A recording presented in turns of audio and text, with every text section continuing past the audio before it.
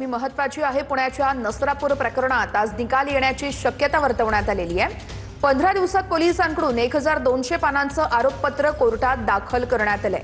चिमुकलीवर अत्याचार करून तिची हत्या करण्यात आली होती आणि या प्रकरणासंदर्भात अपडेट देत आहेत प्रदीप कापसे आमचे प्रतिनिधी। प्रदीप, नसरापूर प्रकरणामध्ये कोर्ट आज निकाल देण्याची शक्यता आहे, सविस्तर माहिती द्या।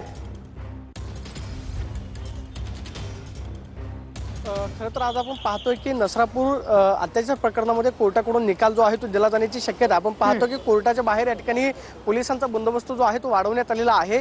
नसरापूरमध्ये 4 वर्षीय चिमुकलीवरती लैंगिक अत्याचार करून तिची हत्या करण्यात आलेली होती। या प्रकरणामध्ये भीमराव कांबळे आरोपी जो आहे तो अटकेमध्ये आहे। पुणे पोलिसांनी जवळपास 15 दिवसांमध्ये या आरोपीवरती आरोप निश्चित करून आरोपपत्र जे आहे ते कोर्टामध्ये दाखल केलेलं होतं। मात्र जवळपास पावणे 2 महिने हा खटला जो आहे तो चालला आणि फास्ट ट्रॅक कोर्टावरती जी विनंती केलेली होती त्यानुसार फास्ट ट्रॅक कोर्टामध्ये हे प्रकरण चालवून आज या खटल्याच्या संदर्भामध्ये कोर्टाकडून निकाल जो आहे तो दिला जाणार आहे। खरं तर या आरोपीची फाशीची शिक्षा व्हावी ही मागणी जी आहे ती खरं तर सर्व स्तरावरून होताना पाहायला मिळते।